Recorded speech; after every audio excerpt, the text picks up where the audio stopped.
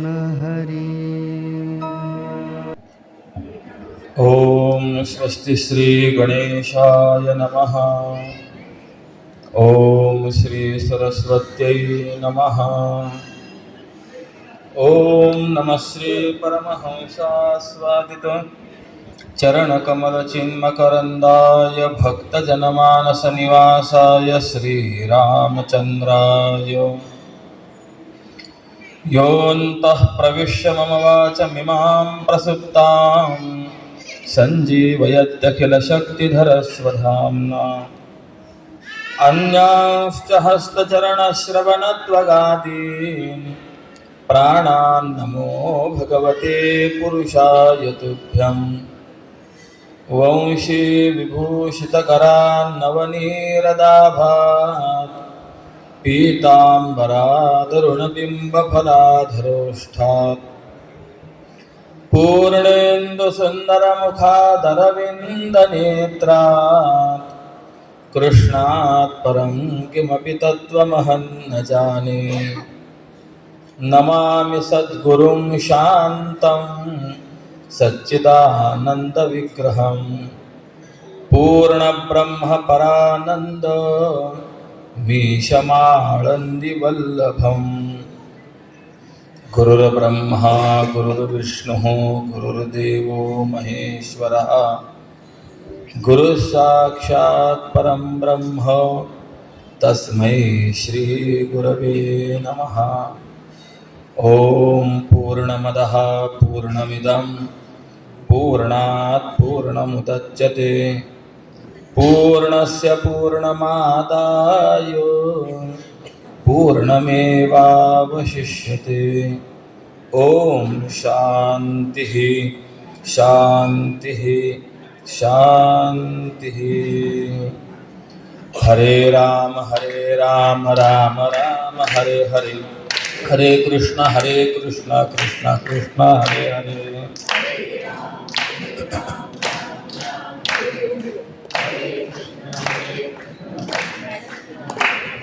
हरे राम राम राम हरे हरे, हरे कृष्ण कृष्ण कृष्ण हरे हरे।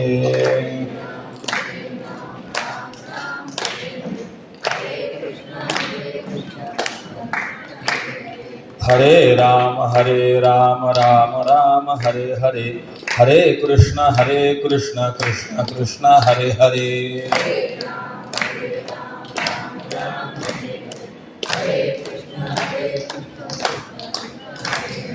हरे राम राम हरे हरे, हरे कृष्ण कृष्ण कृष्ण हरे हरे।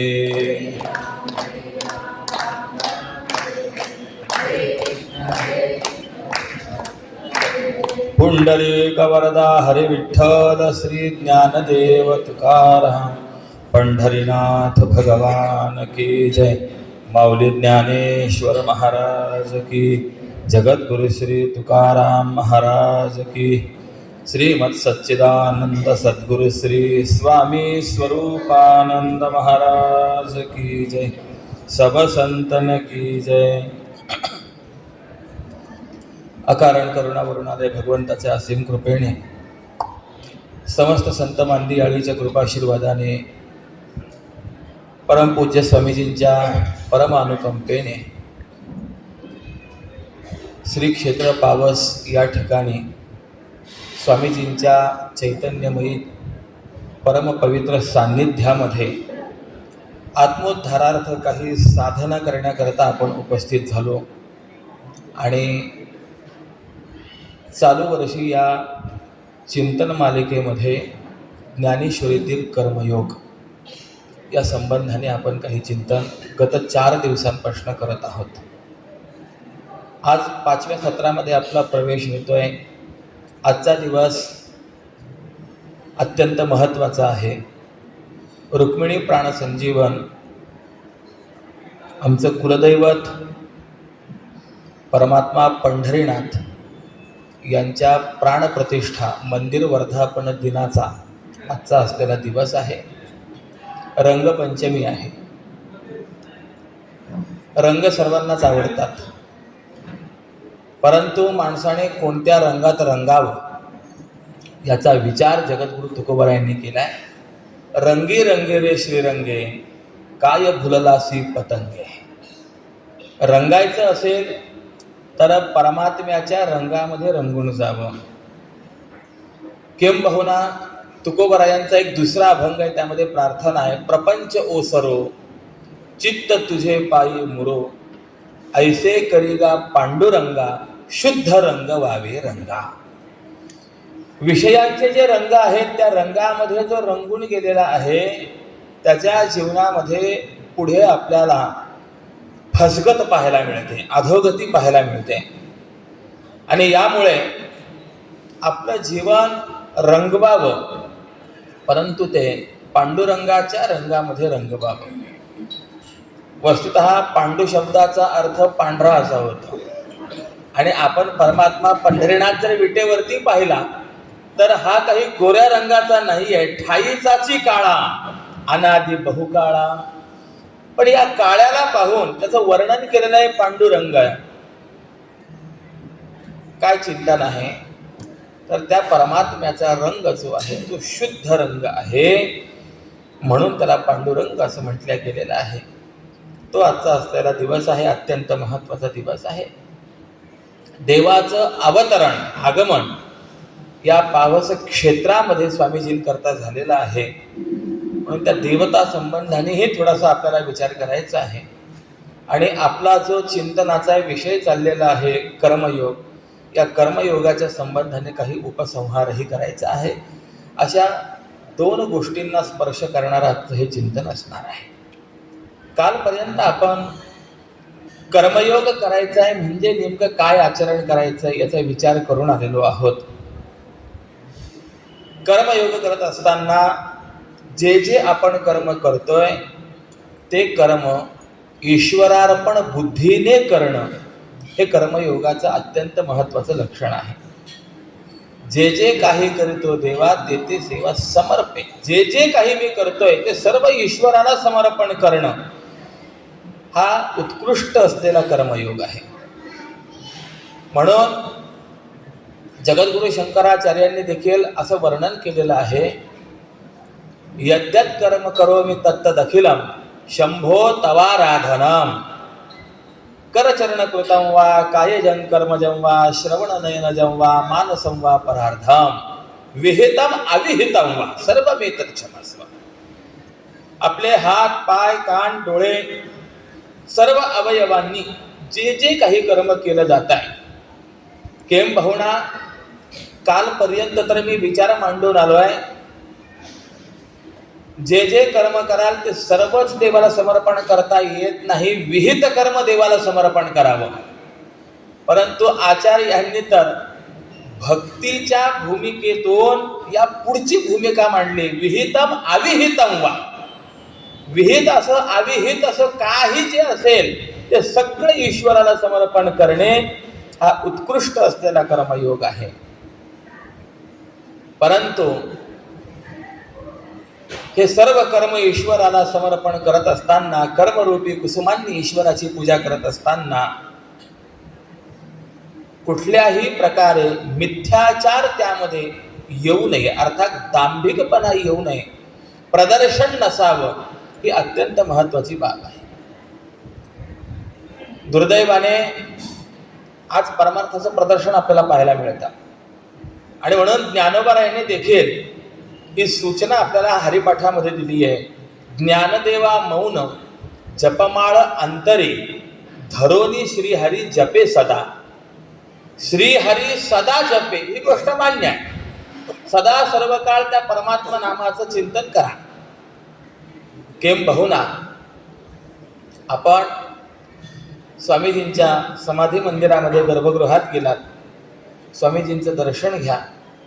पाठीमागे परमात्मा पंढरीनाथ आहे आणि त्या वरतीच जर आपण एक वाक्य पाहिलं तर अत्यंत महत्वाचं वाक्य आहे. सर्व बीज असलेलं जे रामकृष्ण नाम आहे याचा जप मी करतोय, परंतु कसा करतोय? अहोरात्र असा त्या ठिकाणी शब्द आहे. तुकोबारायांची भूमिका सांगू, दिनरजनी हाची धंदा गोविंदाचे पोवाडे. रात्रंदिवस आमचं काय चाललंय? एकच कार्य चाललेलं आहे, केवळ भगवंताचं नामस्मरण.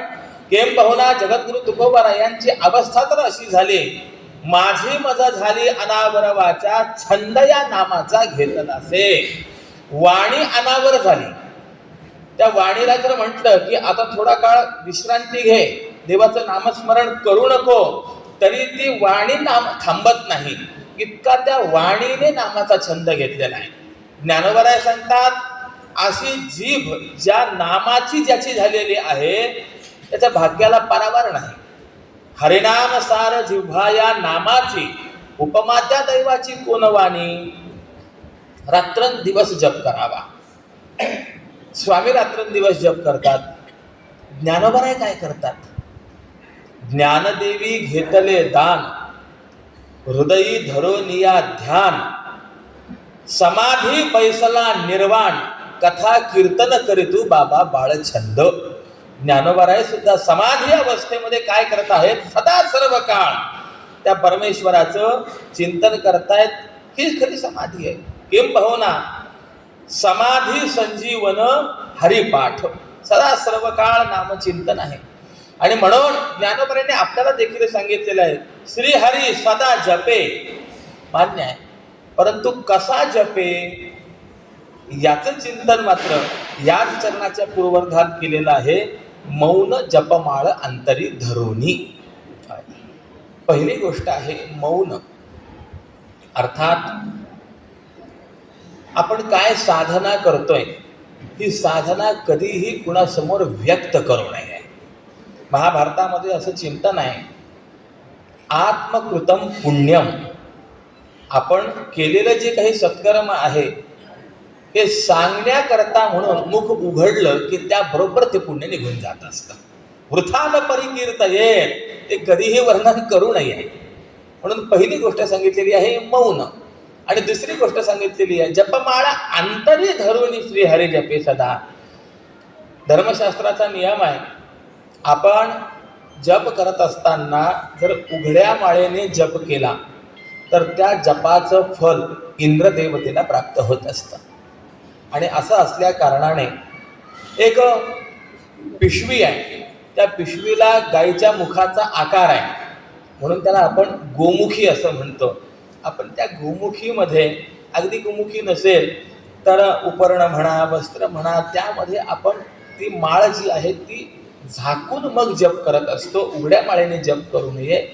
याचा सरळ अर्थ असा आहे की परमार्थाचं प्रदर्शन करू नये. मला विचारायचं आहे, आपण काय पाप केलंय, या पापाचं प्रदर्शन कोणी करतं का? पापाचं प्रदर्शन केलं जात नाही. प्रदर्शन केलं जातं ते पुण्याचं केलं जातं. वस्तुतः शास्त्रीय चिंतन असं आहे, कदाचित आपल्याकडनं जर काही पाप घडलेलं असेल आणि त्या पापाची स्वीकृती आपण केली, त्याला आत्मापराध स्वीकृती असं म्हणतात. आपलं पाप प्रदर्शित केलं तर त्या पाप फळापासून मुक्ती प्राप्त होत असते. पाप फळ नष्ट करण्याची जी काही अनेक उपाय सांगितलेले आहेत त्यामध्ये आत्मापराध स्वीकृती हा एक उपाय आहे. पण मला विचारायचं आहे, पाप कोणी प्रदर्शित करतं का? नाही. पाप झाकून ठेवण्याचा प्रयत्न केला जातो आणि पुण्य मात्र प्रदर्शित करण्याचा प्रयत्न केला जातो. ज्ञानोबरायांना हे अपेक्षित आहे की आपण कर्म करा, आपण परमार्थ करा, परंतु परमार्थाचं प्रदर्शन करू नये. साधना नेहमी गुप्त असावी. ज्याप्रमाणे राखेमध्ये अग्नी हा गुप्त असतो. पूर्वकाळी स्वयंपाक झाला, आता विस्तू राहिला पाहिजे, याकरता जी आजूबाजूला राख असे ती राख चुलीमध्ये ढकलून दिली जात असे. वर्ण जर पाहिलं तर फक्त शांत असलेली राख दिसत असे. कदाचित कुणी जर हात घातला तर आतमध्ये मात्र तो निखारा असल्या कारणाने हात भाजायचा. ज्याप्रमाणे राखेमध्ये अग्नी गुप्त आहे त्याप्रमाणे माणसाची साधना, माणसाचा परमार्थ जो आहे हा गुप्त असला पाहिजे. आणि म्हणून ज्ञानोबराय आपल्याला पुढे सांगतात, कर्मेंद्रियाने संयम्य य आस्ते मनसा स्मरण, इंद्रियार्थान विमूढात्मा मिथ्याचारस्य उच्यते. एखादा मूढचित्त पुरुष कर्मेंद्रियांना आवडतोय, बाहेरनं दिसत असताना असं दिसतंय की अरे खरोखर संयमी आहे, परंतु मनाने मात्र जर विषयांचं चिंतन करत असेल तर त्याला मिथ्याचार म्हणा, तो दांभिक आहे. आणि जगद्गुरु तुकोबारायांनी आपल्याला सूचना दिली आहे, हित व्हावे तरी दंभ दुरी ठेवा. आपलं कल्याण व्हावं असं जर वाटत असेल तर दंभ नावाचा जो दोष आहे तो पहिले बाजूला करा. मग दंभ म्हणजे काय आहे? तर दंभ या शब्दाचा अर्थ आहे जे जसं नाही ते तसं दाखवणे, याला दंभ असं म्हणतात. दशमस्कंधामध्ये भगवंताने अनेक असुरांचा उद्धार केल्याचं वर्णन आहे. काग बकरिठा मारिले बाळपणी, अवघी दैत्यखानी बुडविली. कागासुर मारला, वत्सासुराचा वध केला, आघासुराचा वध केला, धेनुकासुराचा आहे, तृणावर्ताचा आहे, शकटासुर आहे, असे अनेक आहेत. त्यामध्ये एक बकासुराचा वध सांगितलेला आहे. तो जो राक्षस आहे तो बगड्याच्या स्वरूपाने आलेला होता आणि भगवंताने त्या बकासुराची चोच फाडून त्याला मारलाय. मला प्रश्न विचारायचा आहे, खरोखर असं कावळ्याच्या स्वरूपामध्ये आलेला, बगड्याच्या स्वरूपात आलेला, वासराच्या स्वरूपात आलेला यांना मारण्याकरता म्हणून देव अवतार धारण करतो का? इतक्या क्षुल्लक कारणाकरता भगवंताचा अवतार आहे काय? तर तसं उत्तरे नाही. मग ही जी सगळी असुर आहेत, ही सगळी असुर एक एक विकाराचं प्रतीक आहे. सर्वात पहिली आलेली पूतना दुर्वासनेचं प्रतीक आहे. फार गमतीचा विषय आहे. भगवंताचे अवतार जर पाहिले तर अनंत आहे. अनंत अवतार घेशी भक्ता कारणे, कनवाळू कृपाळू दिना लागे उद्धरणी. भागवतात तर असं वर्णन आहे, कदाचित आकाशामध्ये तारका किती आहेत गणना करता येईल, कदाचित पृथ्वीवरती रजकण किती आहेत गणना करता येईल, परंतु परमेश्वराचे अवतार किती आहेत त्याची संख्या गणना करता येणार नाही. अवतारांच्या राशी तो हा उभा विटेवरी, असं वर्णन आहे. अनंत अवतार आहेत. पण गंमत आहे, अशा सगळ्या अनंत अवतारांमध्ये श्रेष्ठ आणि पूर्ण अवतारांचं चिंतन करत असताना दोनच अवतारांचा विचार मांडलाय. दुर्जनांचा येणे करुणी संहार, पूर्ण अवतार राम कृष्ण. पूर्ण अवतार दोनच आहेत, एक राम अवतार आहे आणि एक कृष्णावतार आहे.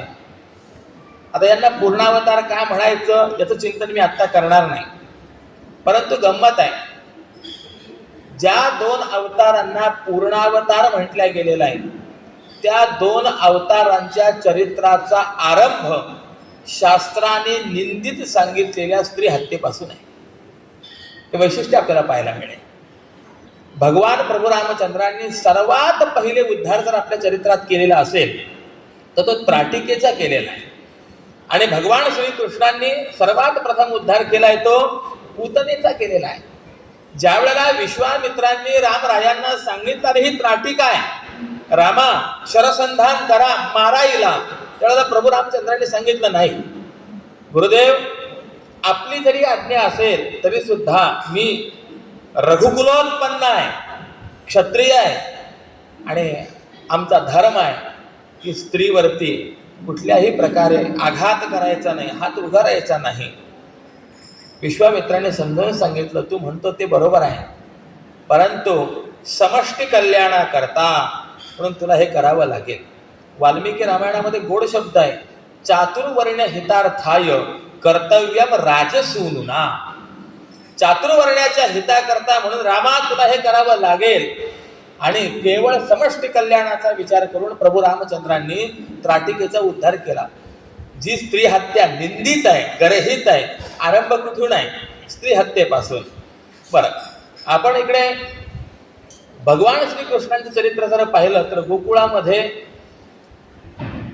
कंसाला बातमी कळाली आहे, तुझं लागी वधी उपजला मजा आधी, तुला मारणाला माझ्या अगोदर जन्माला आलेला आहे, सुखाने नांदतोय. कंसाने ही सगळी बाब जी आहे आपल्या मंत्रिमंडळांना सांगितली आहे. कोण आहे माहिती नाही, कुठे आहे माहिती नाही, पण त्याला शोधायचं आणि मारायचं आहे. कोण हे कार्य करणार?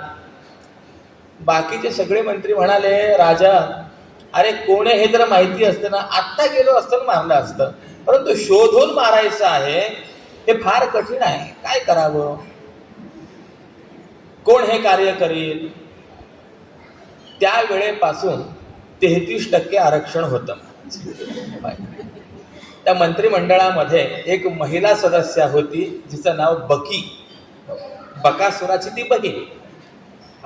त्याच्या कर्मावरून तिला नाव पडलेलं होतं पूतना. तिने विडा उचलला. तिने सांगितलं दशान आदशान, ज्यांना 10 दिवस पूर्ण झाले, ज्यांना 10 दिवस पूर्ण झालेले नाही, अशा सगळ्यांना मी विषप्रयोगाने मारते. त्यामध्ये तुझाही जो शत्रू असेल तो मरेल. कंसाला हे पटलं आणि कंसाने मान्यता दिली आणि त्याप्रमाणे शिशून चचार निघनंती, अनेक शिशूंना मारत मारत आलेली ही नंदबाबांच्या अंगणामध्ये ज्या वेळेला आली त्यावेळेला बाहेरनच आवाज दिला, यशोदे बाहेर ये. यशोदा मैया विचार करायला लागली, मी नंदराज पत्नी आहे.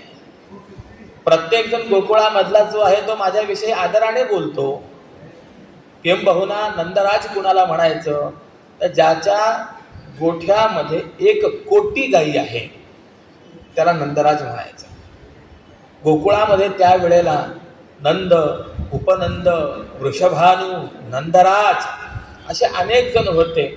नंद कुणाला म्हणायचं तर याचं वर्णन गर्गसंहितेमध्ये केलेलं आहे.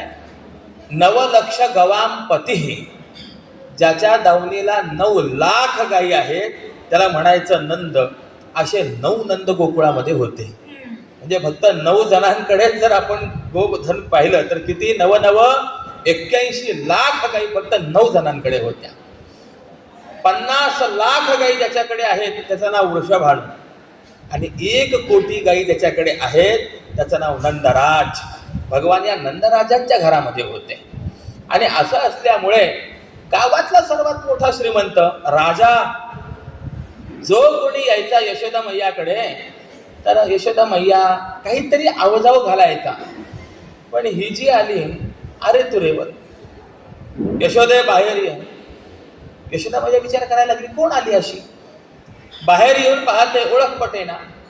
आता आयुष्यात कधी पाहिलं नाही तर ओळख काय पटायची.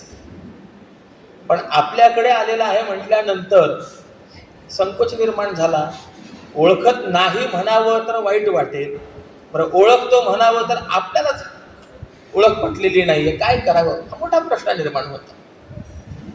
असा प्रश्न कीर्तनकार प्रवचनकारांवरती नेहमीच येतो. महाराज 2 डोळ्याने कुणाकुणाला पाहणार, कुणाकुणाला लक्षात ठेवणार.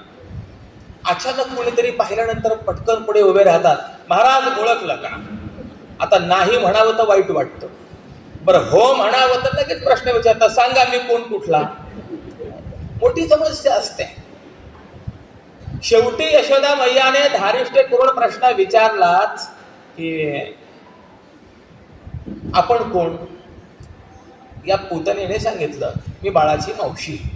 आता मला प्रश्न विचारायचा आहे, हे जे वर्णन केलं हे खरं आहे की खोटं आहे. खोटं आहे की नाही आहे. काही संबंध आहे का. काही संबंध नाही.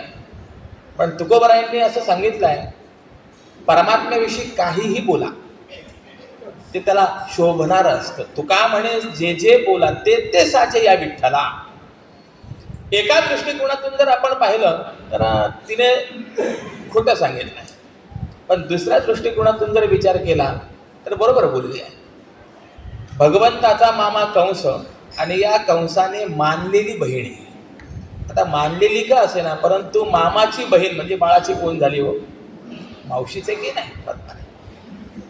हे चरित्र खूप काही समजावून सांगणार आहे.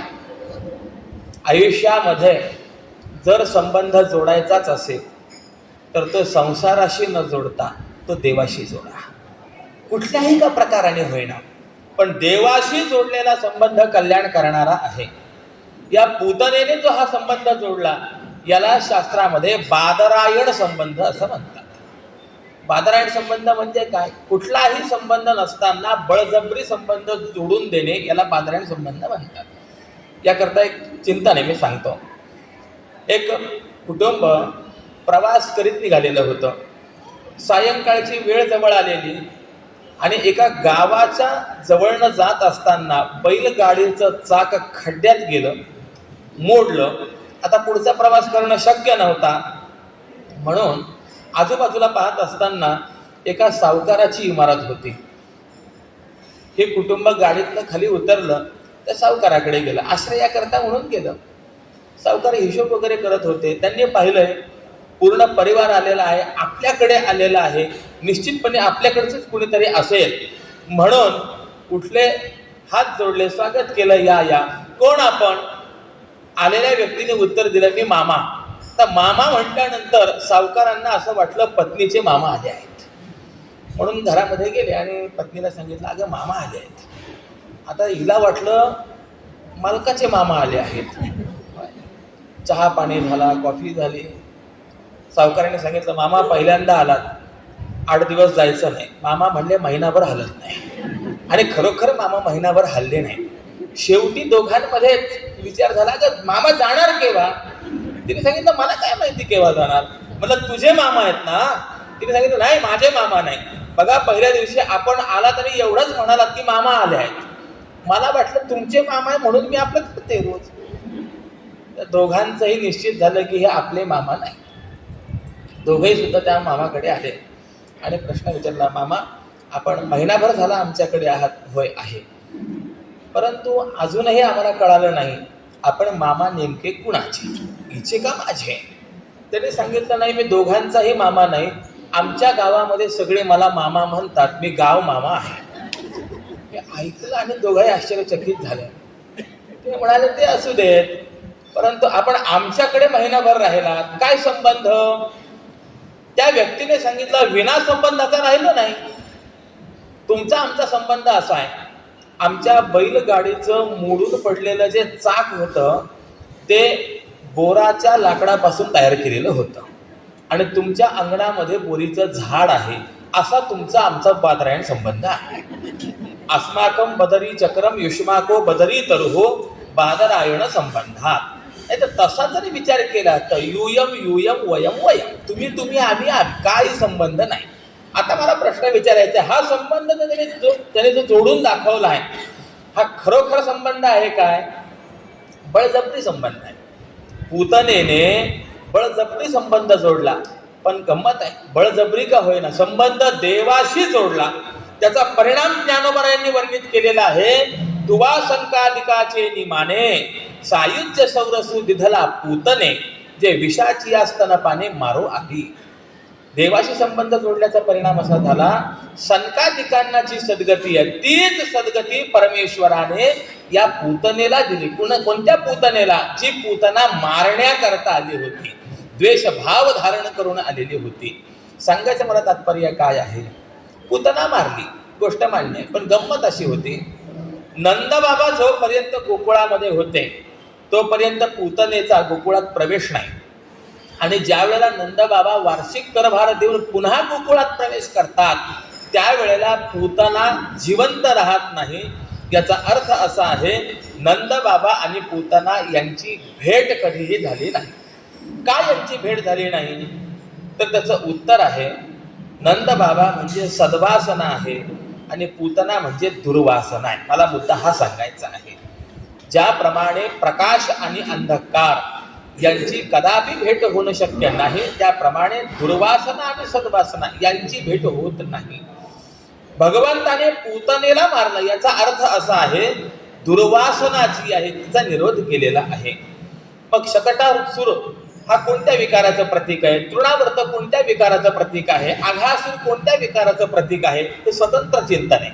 याच्याकरता भागवत हवंय, म्हणजे मग तो विषय आपल्याला सांगता येतो. आणि मला मुद्दा सांगायचा आहे, बकासूर. बकळा मारण्याकरता म्हणून देवाले काय हो? नाही. बकासुराच्या माध्यमातून भगवंताने दंभाचा केलेला निरोध आहे. बगळा हे दंभाचं स्वरूप आहे. रामायणामध्ये गोड प्रसंग आहे. पंपा सरोवरावरती प्रभू रामचंद्र लक्ष्मण महाराज बसलेले आहेत, पाण्यात पाय सोडलेले आहेत आणि एक बगळा तटस्थ उभा होता. रामरायाचं लक्ष त्या बगळ्याकडे गेलं आणि लक्ष्मणांना म्हणतात, पश्य लक्ष्मण बकोयम परमधार्मिका. लक्ष्मणा बघा हा बगळा. लक्ष्मणांनी प्रश्न विचारला, बगळ्याकडे काय बघायचं? बगळा आहे. अरे नाही, हा बगळा फार धार्मिक आहे. लक्ष्मणाने प्रश्न विचारला, हा धार्मिक आहे तुम्हाला कसं काय कळालं? अरे बर, पदैकेन समातिष्ठान नासिकाग्र समादृशीही, एका पायावर उभा आहे आणि नासिकाग्रावरती त्याची दृष्टी आहे. एवढ्यामध्ये तो बगळा चालायला लागला, हळूहळू चालायला लागला. बघ बघ बघ म्हणे, आपल्या पायाखाली जीव हिंसा होऊ नये याकरता किती सावकाश चालतोय. शनैर शनैर न्यसेत पादम प्राणिनाम वधशंकया. हे सगळं वर्णन रामराय बगळ्याचं करतायत आणि हे वर्णन एक मासोळी ऐकत होती. रामरायाच्या चरणाजवळ होती, रामरायाच्या चरणाला सारखा स्पर्श करत होती. रामरायाला लक्षात आलं, ओंजळीमध्ये पाणी घेतलं, त्यामध्ये ती मासोळी आली आणि रामरायाने तिला वाणी दिली. आता ती बोलायला लागली, रामा अहो या बगड्याचं जे काही वर्णन तुम्ही करत होतात ना ते सगळं मी ऐकत होते, पण रामा लक्षात ठेवा तो दिसतो तसा नाही बरं. या सरोवरामध्ये माझा फार मोठा परिवार होता, येनाहम निष्कुलीकृता. आज एकटी शिल्लक राहिलेली आहे आणि हा जो काही माझ्या परिवाराचा संहार झालेला आहे याला कारणीभूत हा बगळा आहे. अर्थ लक्षात आला काय? जे जसं नाही ते तसं दाखवणं जो आहे याला दंभ असं म्हणतात. आज थोडा विचार करा, प्रत्येकाची स्थिती काय आहे, आपण अंतःकरणातून कसे आहोत, मनातून कसे आहोत, आणि असं असताना आपण बाहेर दाखवताना मात्र समाजाला कसं दाखवण्याचा प्रयत्न करतो आहे, ती गोष्ट लक्षात घेण्यासारखी आहे. आणि जर खरोखर अंतःकर आपलं कल्याण व्हावं असं वाटत असेल तर आपण अंतःकरणातून हा दंभ बाजूला केला पाहिजे. एक लक्षात ठेवा, मनुष्य माणसाला फसवू शकतो, समाजाला फसवू शकतो, परंतु तो परमेश्वराला आणि मी त्याच्या पलीकडे सांगेन आपल्या मनाला फसवू शकत नाही. गुरुदेवांचं एक वाक्य फार गोड होतं, आयुष्यामध्ये नेहमी आयुष्य असं जगा की आपण स्वतःच्या नजरेमध्ये कधीही पडणार नाही, आपण स्वतःच्या नजरेला नजर देऊ शकू असं आयुष्य जगा. हे अत्यंत महत्वाचं वाक्य आहे. दांभिकपणा हा नसला पाहिजे. कर्मयोगाचं आचरण करत असताना समाजाला दाखवण्याकरता कर्म करणं हा भाग निराळा आहे, परंतु स्वतः निष्ठेने कर्म करणे, अंतःकरणपूर्वक निष्काम हेतूने ईश्वरार्पण बुद्धीने कर्म करणे हा खरा असलेला कर्मयोग आहे. ज्ञानोबरायांना हे सांगावं वाटलं कारण की कर्मयोगामध्ये असलेला हा फार मोठा धोका आहे.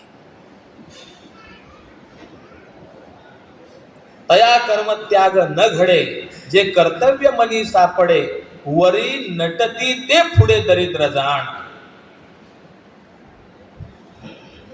ज्यांच्या मनामध्ये शोधून पाहिलं तर विषय प्राप्तीचंच कर्तव्य सापडतं, परंतु जगाला दाखवण्याकरता मात्र आपण निसंग आहोत, विरक्त आहोत असे जे दाखवण्याचा प्रयत्न करतात, किंबहुना वरवर कर्मत्यागाचं जे सोंग घेतात ते त्या कर्मत्यागाचं उघडं दारिद्र्य ज्ञानोबरायांची भूमिका आहे. आणि असं असल्यामुळे जे कर्मत्यागाचं सोंग घेणारे आहेत त्यांच्यापेक्षा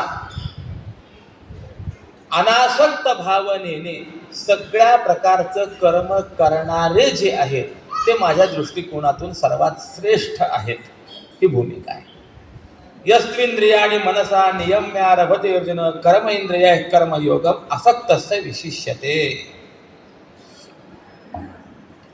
माणसाने कसं जगायचं आहे तर अंतःकरणातून अनासक्त असलं पाहिजे.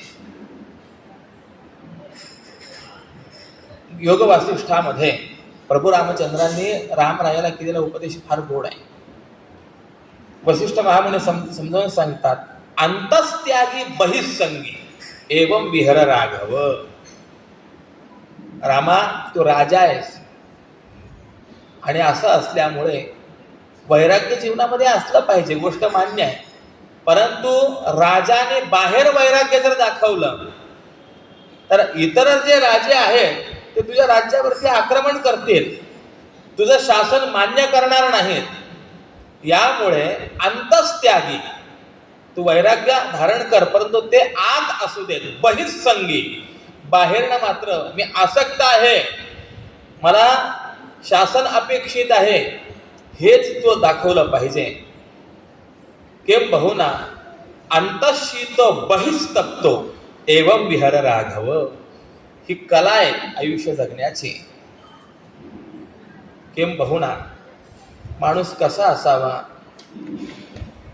तो फणसासारखा असावा, नारळासारखा असावा. फणस जर आपण बाहेरनं पाहिलं, सहजगत्या जर हातात घेतलं तर त्याचे काटे टोचतील असा आहे, परंतु आतमध्ये त्याचे गर जर पाहिले तर अत्यंत गोड आहेत. नारळाचा विचार करा, वर्ण जर आपण कवटी पाहिले तर ती कशी आहे? कडक आहे, परंतु आतमध्ये मात्र ते सुरस आहे, गोड आहे. नारिकेल पाक याला असं म्हटलेलं आहे. जीवन जगताना अशा पद्धतीने जीवन जगावं, ही अपेक्षा मौलींची आहे. केम बहुना, या रीतीने आत अनासक्त असलेला आणि बाहेरनं संगी दिसणारा तो कसा असतो? त्याचं वर्णन केलेलं आहे. तो कामना मात्रे न घेपे, मोहमळे न लिंपे, जैसे जळी जळे न शिंपे पद्मपत्र. हा कर्मयोग आहे. तो कोणत्याही इच्छेच्या तावडीमध्ये सापडत नाही. अज्ञान रूपी मलाने तो मलिन होत नाही. ज्याप्रमाणे कमळ हे पाण्यात जन्माला येतं, राहतं पाण्यामध्येच, परंतु त्या पाण्याचा मात्र कमळाला स्पर्शही नसतो, त्याप्रमाणे. आणि असा महात्मा जगत असताना तैसा संसर्गा माझी असे, सकळांसारिखा दिसे, जैसे तोय संगे आभासे भानुबिंब. असा महात्मा दिसण्याकरता जर आपण पाहिला तर तो सामान्यासारखाच दिसतो, परंतु वस्तुतः जर त्याचं स्वरूप आपण पाहिलं तर तो विलक्षण महात्मा असतो. अशा रीतीने माणसाने जगणं हा खरा असलेला कर्मयोग आहे. कर्मयोग आचरण करत असताना अनासक्त भावनेने करा, कर्तव्य बुद्धीने करा. केम बहुना, ईश्वराच्या मनोगतानुसार आपल्या वाट्याला जे जे आलेलं आहे ते ते ईश्वराची सेवा म्हणून करणं, अशा रीतीने जर आपण वागलो तर तो श्रेष्ठ कर्मयोग आहे. यालाच स्वधर्माचरण असं म्हटलेलं आहे. म्हणून पुढे भगवंतांनी भूमिका मांडली आहे. यज्ञार्थात कर्मणोन्यत्र लोकोयं कर्मबंधनः तदर्थं कर्म कौंतेय मुक्त संग समाचर. हे अत्यंत महत्वाचं आहे. यज्ञार्थात कर्मणोन्यत्र म्हणजे ईश्वर प्रीत्यर्थ किंवा स्वधर्मा करता केलेल्या कर्मा वाचून इतर जे काही केलेलं कर्म आहे ते कर्म बंधनाला कारणीभूत आहे. आणि असं असल्यामुळे हे अर्जुना, मुक्त संग अंतःकरणामध्ये आसक्ती धारण न करता कर्म करू, तू कर्म करत राहा. स्वधर्म जो बापा तोची नित्य यज्ञ जाणपा, म्हणून वर्तता तेत पापा संचार नाही. या ईश्वराने आपल्याला विहित असलेल्या कर्माला ज्ञानोबरायांनी नाव दिलंय स्वधर्म. हल्ली परिस्थिती अशी आहे, धर्म शब्दाचा उच्चार केला की लगेच मनामध्ये वेगवेगळे विचार निर्माण होतात. आणि एक वाक्य तर फार गोड आहे, स्वधर्मे निधनम श्रेयः परधर्मो भयावह. आपल्या धर्मामध्ये मरण चांगलं आहे, परंतु परधर्माचा आश्रय करू नये. मग स्वधर्म म्हणजे काय, परधर्म म्हणजे काय, हा प्रश्न महत्त्वाचा निर्माण होतो. शास्त्रीय संस्कार नसतील अंतःकरणावरती तर धर्म म्हटलं की लगेच हिंदू मुस्लिम वगैरे असे अनेक धर्मांचा विचार डोक्यामध्ये येतो. परंतु ज्ञानोबांनी या धर्मांचा विचार मांडलेला नाही आहे.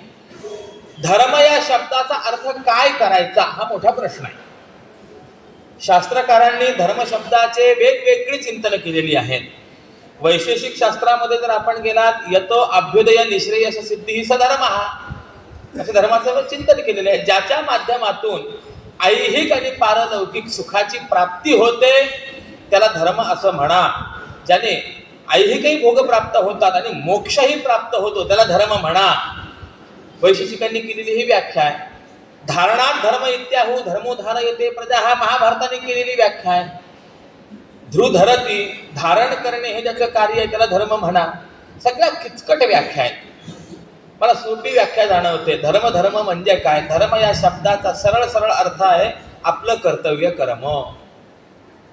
प्रत्येकाकरता ईश्वराने कर्तव्य कर्म सांगितलेलं आहे आणि ते कर्तव्य कर्म करणे म्हणजे स्वधर्माचं आचरण करणे. बघा, मी जर एक मुलगा असेल तर आई वडिलांच्या संबंधाने माझं काही कर्तव्य कर्म आहे. त्यांची सेवा करणं हे माझं कर्तव्य कर्म आहे. मग या मुलाच्या कर्तव्य कर्माला जर आपल्याला नाव द्यायचं असेल तर काय नाव द्यावं लागेल? तो माझा पुत्र धर्म आहे असंच मला नाव द्यावं लागेल की नाही? मी जर एक भाऊ असेल तर भावंडांच्या संबंधामध्ये असलेलं जे काही माझं कर्तव्य आहे हा माझा भ्रातृधर्म आहे. मी जर एक पिता असेल तर पाल्याच्या मुलांच्या संबंधाने माझं असलेलं जे कर्तव्य कर्म आहे तो माझा पितृधर्म आहे. म्हणजे याचाच अर्थ असा आहे, आपल्या आपल्या वाट्याला आलेलं जे जे कर्तव्य कर्म आहे त्या प्रत्येक कर्तव्य कर्माला धर्म असं म्हणा. तो प्रत्येकाचा स्वधर्म आहे. आपण नेहमी ऐकतो आपलं उद्धार व्हावा, आपलं कल्याण व्हावं असं वाटत असेल तर माणसाने परमार्थ केला पाहिजे, परमार्थ केला पाहिजे. थोडा का होईना परमार्थ करा. आयुष्यभर प्रपंचच करत आहोत, पण परमार्थ करा म्हणजे नेमकं काय करा असा जर प्रश्न विचारला तर काय उत्तर द्यायचं आहे?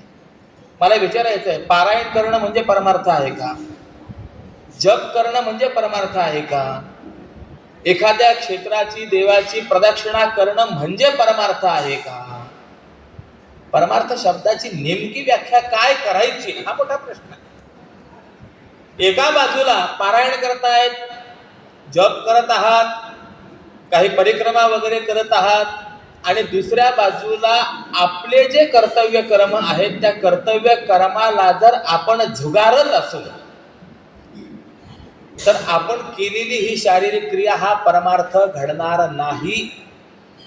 परंतु या विरुद्ध मी सांगेन, जे आपल्या वाट्याला आलेलं कर्तव्य कर्म आहे ते कर्तव्य कर्म कुठल्याही प्रकारची अपेक्षा न ठेवता हे माझं कर्तव्यच आहे या भूमिकेतून जर आपण ते चोख रीतीने पार पाडलं तर या कर्तव्य कर्माच्या भूमिकेतून केलेला संसार सुद्धा हा सर्वश्रेष्ठ परमार्थ ठरेल.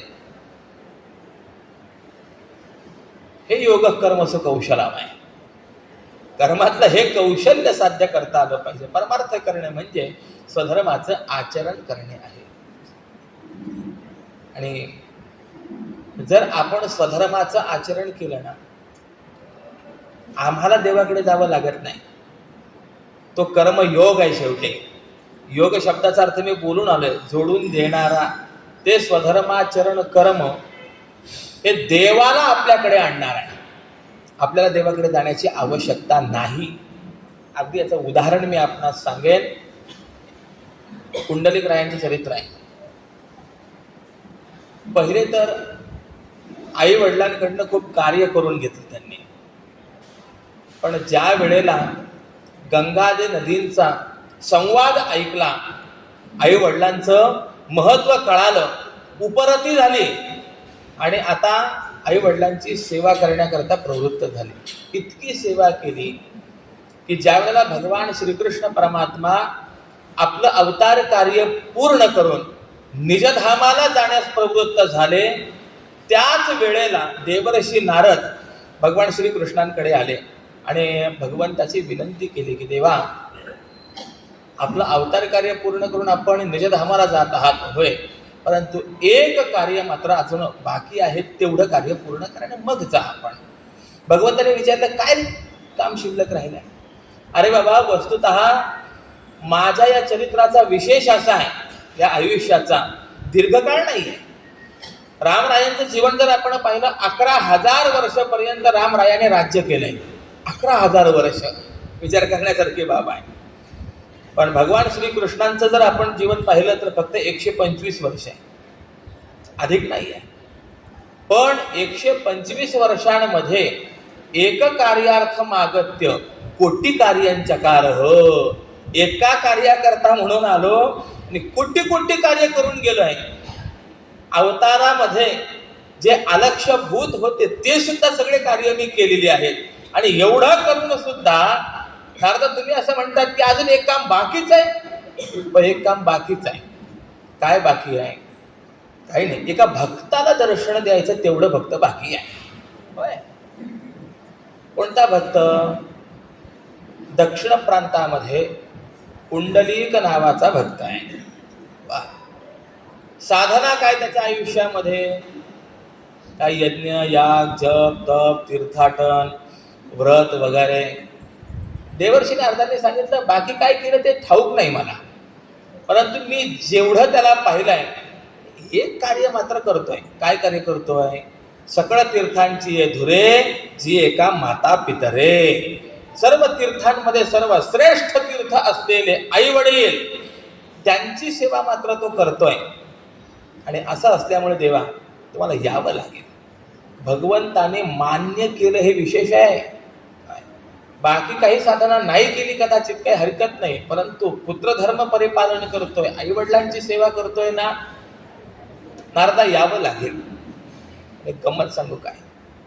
पुंडलिक रायांना दर्शन देण्याकरता नाही, जो मातृपितृ सेवा करणारा आहे त्यापासून प्राप्त होणारं अगणित पुण्य इतकं आहे. भगवंताचं वाक्य आहे भृत्य दिदृक्षया. म्हणजे अशा भक्ताला पाहण्याकरता अर्थात त्या भक्ताचं दर्शन घेण्याकरता येतोय. विशेष आहे. भगवंताने सांगितलं येतो. आणि म्हणून भगवान निजधामाला जाण्याच्या अगोदर पंढरपूरला आले. पुंडलिकाच्या भावार्था गोकुळीहुनी झाला येता निज प्रेम भक्ती भक्ता घ्या घ्या म्हणत असे. एकटे आले नाही, अवघा आणला परिवार, गाई गोपाळांचे भार सगळे आणले. ज्यावेळेला पुंडलिक क्षेत्राच्या जवळ आले, भगवंताने बाकीच्या सगळ्यांना सांगितलं अरे थांबा तुम्ही इथे, मी आत्ता जातो आणि त्या पुंडलिकाला दर्शन देऊन पुन्हा परत येतो. चालेल म्हणाले. म्हणून सगळे गोपाळ गाई जिथे थांबल्या. आजही आपण पहा मुख्य रावळापासून एक साधारणतः 2-2.5 किलोमीटर अंतरावरती गोपाळपूर म्हणून एक स्थान आहे. तिथे सगळे उभे. तिथनं भगवान पुढे निघाले. चंद्रभागेमध्ये विष्णुपद आहे, तिथे उभे राहिलेले आहेत. त्यानंतर पुंडलिक रायांकडे आले आणि पुंडलिक रायांना सांगितलं अरे पुंडलिका, आलोय तुला दर्शन देण्याकरता, चल बाबा दर्शन घे, जायचंय मला. पुंडलिक रायांनी विचार केला, हा आलाय आपल्याला दर्शन देण्याकरता, मान्य आहे. जोपर्यंत आपण दर्शन घेत नाही तोपर्यंत याला जाता येणार नाही. जर आपण दर्शन घेतलं तर हा राहणार नाही. म्हणून पुंडलिक रायांनी मन मोठं केलं. विचार केला मनामध्ये, आपल्याला दर्शन नाही झालं तरी हरकत नाही आहे, परंतु या निमित्ताने जर समाजाला दर्शन होणारा असेल याला थांबून धरा. ऐसा कैसा रे तू धीट, मागे भिरका विली वीट. एक जवळपास वीट पडलेली होती, ती वीट पुंडलिक रायाने मागे भिरकावले आणि देवाला सांगितलं देवा आलायस ना, तुझं स्वागत करणं माझं कर्तव्य आहे, पण सध्या मी माझा स्वधर्माचरण करतोय, कर्तव्य कर्म करतोय. कर्तव्य कर्म सोडून मी तुझ्याकडे येऊ शकत नाही, पण तुझं स्वागतही केलं पाहिजे. म्हणून ही वीट तुझ्याकडे मी भिरकावलेली आहे. जोपर्यंत मी दर्शन घेत नाही तोपर्यंत देवा या विटेवरती आपण उभे राहा. सुंदर ते ध्यान उभे विटेवरी, करकटेवरी ठेवून या. तर परमात्मा विटेवरती उभा राहिला, पण सरळ उभा राहिला नाही, करकटेवरी ठेवून या. कटविभाग प्रदेशामध्ये त्यांनी हात ठेवलेले आहेत. का ठेवले? त्याची कारण वेगवेगळी आहेत. एक कारण आपल्याला सांगितलंय जगद्गुरु शंकराचार्यांनीच, प्रमाणम भवाभ्येरिदम मामकानाम नितम कराभ्यान धृतो येन तस्मात्. जे माझे भक्त आहेत त्या माझ्या भक्तांकरता हा भवसागर किती आहे, तर तो फक्त कमरे एवढाच आहे. कोणत्याही तीर्थामध्ये जर स्नान करायचं असेल तर शास्त्रकारांचा निर्णय आहे कमीत कमी आपली नाभी पाण्यामध्ये बुडेल इतक्या पाण्यामध्ये जाऊन स्नान करावं. आणि तितक्या पाण्यामध्ये कोणालाही बुडण्याची भीती नसते. तो सहजगत्या एवढ्या पाण्यातून मनुष्य पार होत असतो. मग त्याप्रमाणे हा जो काही भवसागर आहे, या भवसागर माझ्या भक्तांकरता किती आहे, त्याचं प्रमाण किती ते दाखवण्याकरता म्हणून भगवंताने कमरेवरती हात ठेवलेले आहे. आणि दुसरा भाव असा आहे, देवाने हे विचार केला, याने विटेवर तर उभं केलंय, पण न जाणू आता केव्हा दर्शन घेतो. ज्या वेळेला मनुष्य वाट पाहत असतो त्यावेळेला सुद्धा बऱ्याच वेळेला थकलेला मनुष्य कमरेवरती हात ठेवून वाट पाहतो, अरे बाबा केव्हा येतो. तसा देवही कमरेवर हात ठेवून वाट पाहतोय की हा दर्शन केव्हा घेतो. पण तरी सुद्धा पुंडलिकरायचे दर्शन घेईच ना. देवाने शेवटी प्रश्न विचारला, अरे बाबा पुंडलिका, तुझी ही सेवा आटपायची केव्हा, जेव्हा आटपेल तेव्हा आटपेल. याच सेवेच्या पुण्याने तू मला दर्शन देण्याकरता आलायस ना. होय, मग वाट पहा. देवाने विचारलं, रिकामा, अरे काहीतरी काम हो आहे ना. देवा तुला काम आहे, काय आहे. मूढ पापी जैसे तैसे उतरी कासे लावून. जोपर्यंत मी दर्शन घेत नाही तोपर्यंत तुझ्याकडे येणारे जे कोणी असतील ना, मूढ असतील, पापी असतील, जसे असतील तसे.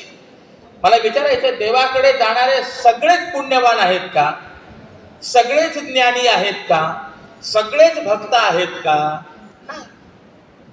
आपण व्यवहारामध्ये म्हणतो यात्रेला आलेले हौशे गौशे नवशे सगळेच असतात.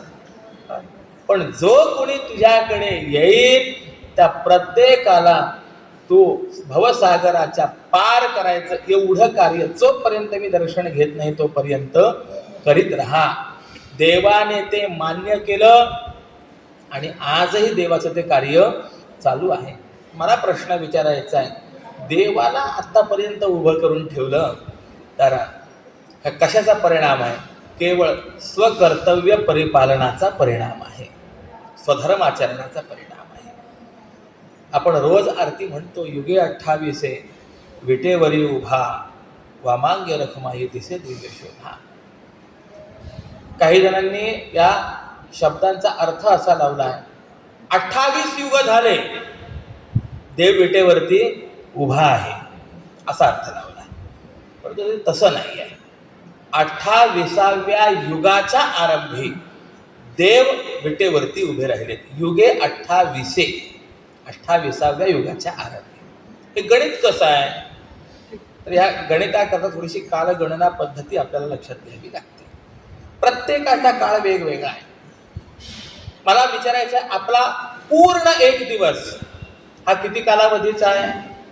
24 तासांचा, 1440 मिनिटांचा आपला एक पूर्ण दिवस आहे. परंतु आपल्यापेक्षा श्रेष्ठ जशा योनी होत जातात तशी तशी कालगणना पद्धती बदलत जाते. मनुष्यापेक्षा श्रेष्ठ असलेली पितृयोनी, या पितृयोनीमध्ये ज्या वेळेला आपला एक महिना पूर्ण होतो त्यावेळेला पितरांचा एक दिवस पूर्ण होत असतो. अमावस्या हा पितरांचा मध्यान्ह आहे आणि पौर्णिमा ही पितरांची मध्यरात्र आहे. थोडंसं विषयांतर होईल परंतु एक सांगून जातो. आपल्याकडे अंत्यसंस्काराचा विचार करत असताना दहन वगैरे झाल्यानंतर एक महत्त्वाचा टप्पा येतो दशक्रिया, आणि त्यानंतर एक महत्त्वाचा टप्पा असतो प्रथम पुण्यस्मरण, प्रथम वार्षिक श्राद्ध. तर यांना महत्त्व काय आहे त्याचं चिंतन असं केलेलं आहे. दशक्रियेच्या दिवशी आश्म्याचं विसर्जन केलं की त्या जीवात्म्याच्या परलोक मार्गाचा प्रवास चालू होत असतो, आणि तो प्रवास पूर्ण करण्याकरता त्या जीवात्म्याला त्याच्या दृष्टिकोनातून 12 दिवस लागतात. परंतु पितृयोनीचे 12 दिवस पूर्ण होईपर्यंत आपले 12 महिने पूर्ण होतात, म्हणून प्रथम पुण्यस्मरण मानलं गेलेलं आहे. मला फक्त कालगणना पद्धती सांगायची होती. विचार करा, आपला एक महिना तर पितरांचा एक दिवस, चला याच्या पुढे जा. देवांचा जर विचार केला, इंद्र चंद्र इत्यादी स्वर्गस्थ असलेले देव, त्यांचं दिनमान यापेक्षा मोठं आहे. ज्या वेळेला आपलं एक वर्ष पूर्ण होतं त्यावेळेला स्वर्गस्थ देवांचा एक दिवस पूर्ण होत असतो. म्हणून भगवंताने दक्षिणायन आणि उत्तरायण ही संकल्पना आपल्याला सांगितलेली आहे. दक्षिणायन म्हणजे देवतांच्या रात्रीचा कालावधी आहे आणि उत्तरायण हा देवांच्या दिवसाचा भाग आहे. षण्मासा दक्षिणायनम, षण्मासा उत्तरायणम. मग साईदुने 12 महिने ज्या वेळेला आपले होतात त्यावेळेला देवांचा एक दिवस पूर्ण होतो. म्हणजे देवांचं 1 वर्ष पूर्ण होण्याकरता आपले किती वर्ष जावे लागतात? 365 वर्ष ज्या वेळेला आपले उलटतात त्यावेळेला स्वर्गातील देवांचं फक्त 1 वर्ष पूर्ण होतं. याला दिव्य वर्ष असं म्हणतात. या इंद्रचंद्राधिक देवांपेक्षाही ब्रह्मदेव जे आहेत यांचा दिवस फार मोठा. किती मोठा? चतुर्युग सहस्रंतु ब्रह्मणो दिनमुच्यते.